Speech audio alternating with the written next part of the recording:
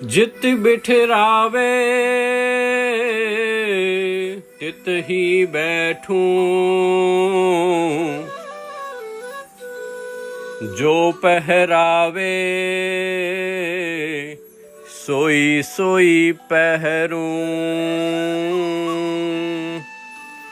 मेरी उनकी प्रीत पुरानी, बेचे तो बिक जाऊं।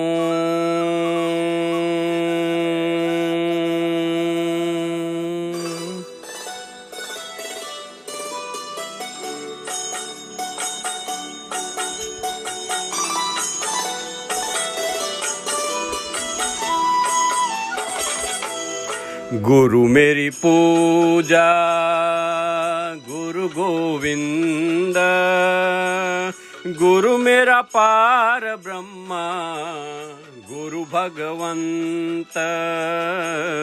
गुरु मेरी पूजा गुरु गोविंद, गुरु मेरा पार ब्रह्मा गुरु भगवंत।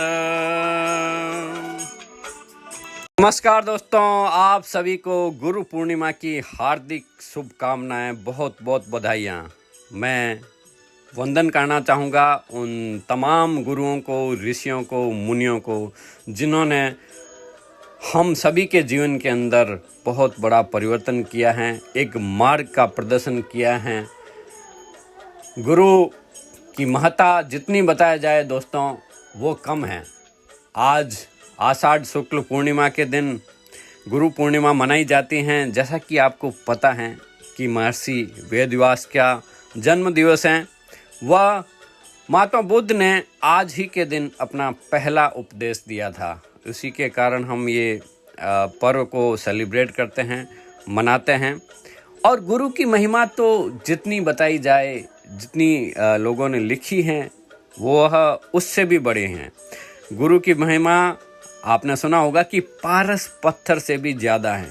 पारस जैसे कि केवल मान लो एक लोहे की तलवार है, उसको पारस से छूने से वो सोने में परिवर्तित हो जाती है, लेकिन उसकी धार तो वैसी की वैसी रहती है। वो फिर भी किसी को नुकसान पहुंचा सकती हैं, या उसकी जो तीखा है वो वैसा का वैसा है। लेकिन दोस्तों, गुरु अपने शिष्य की तीक्ष्ण बुद्धि को, उस धार को तो बनाए रखते हुए भी समाज के लिए वो जो भी उसके नकारात्मक हैं, जो भी काम क्रोध मोह लोभ हैं या ऐसी प्रवृत्तियां हैं, उसकी धार को कुंद कर देते हैं, मंद कर देते हैं। तो ऐसे ही उन तमाम गुरुओं के चरणों में वंदन करते हुए हम आज की कहानी गुरु शिष्य के ऊपर ही लेते हैं। पुनः आप सभी को हृदय से बधाई, और मैं सबको प्रणाम करता हूं, क्योंकि हम जिससे भी सीखते हैं और वो हमारे गुरु के समान ही हैं। और मैंने आप लोगों के जीवन से बहुत कुछ सीखा है। मैं हृदय से आभार व्यक्त करना चाहता हूं, आपका धन्यवाद देना चाहता हूं आपका, कि आप हमेशा की तरह साथ देते हैं। आज की कहानी बहुत ही शानदार है, जो स्वामी रामकृष्ण परमहंस और विवेकानंद जी उर्फ नरेंद्र के बारे में है, कि वो गुरु कैसे एक मित्र के समान भी होता है। हम गुरु से अपने दिल की बात को साझा कर सकते हैं, और गुरु तो परम ज्ञानी हैं, वो आपके दिल की, मन की बात को जान भी लेते हैं। दोस्तों, हुआ ये था साथियों कि स्वामी रामकृष्ण हंस जी जो कर्क रोग से पीड़ित थे, उन्हें खांसी बहुत आती थी, तो वे खाना भी नहीं खा सकते थे। स्वामी विवेकानंद जी अपने गुरु की हालात को देख के बहुत चिंतित थे। एक दिन की बात है कि स्वामी रामकृष्ण परमहंस जी विवेकानंद जी को अपने पास बुलाया और बोले, नरेंद्र, तुझे वो दिन याद है जब तू अपने घर से मेरे मंदिर में आता था और तूने 2-2 दिन तक कुछ भी नहीं खाया होता था, परंतु अपनी माँ से झूठ कह देता था कि तूने अपने मित्र के घर खा लिया है, ताकि तेरी गरीब माँ थोड़े बहुत भोजन को तेरे भाई, छोटे भाइयों को परोस दे, है ना? नरेंद्र ने रोते रोते हुए हाँ में सिर हिला दिया। स्वामी रामकृष्ण परमहंस फिर बोले, यहाँ मेरे पास मंदिर आता था तो तेरे चेहरे पर खुशी का मुखौटा पहन लेता था, परंतु मैं झट से जान जाता था कि तेरा शरीर क्षुधाग्रस्त है और फिर तुझे अपने हाथों से लड्डू, पेड़े, माखन, मिश्री खिलाता था, है ना? नरेंद्र ने सुबकते हुए गर्दन हिलाई। अब रामकृष्ण परमहंस फिर मुस्कुराए और प्रश्न पूछा, कैसे जान लेता था मैं ये बात, कभी सोचा है तूने? नरेंद्र ने सिर उठाकर परमहंस को देखने लगे। बताना, मैं तेरी आंतरिक स्थिति को कैसे जान लेता था? नरेंद्र, क्योंकि आप अंतर्यामी हैं गुरुदेव। रामकृष्ण परमहंस बोलते हैं, अंतर्यामी? अंतर्यामी किसे कहते हैं? तो नरेंद्र बोलते हैं, जो सबके अंदर की बात को जान ले। परमहंस, कोई अंदर की बात जान कैसे सकता है? नरेंद्र बोलते हैं, जब वो स्वयं अंदर विराजमान हो। परमहंस, अर्थात मैं तेरे अंदर ही बैठा हूं ना? नरेंद्र, जी बिल्कुल, आप मेरे हृदय में समाये हुए हैं गुरुदेव।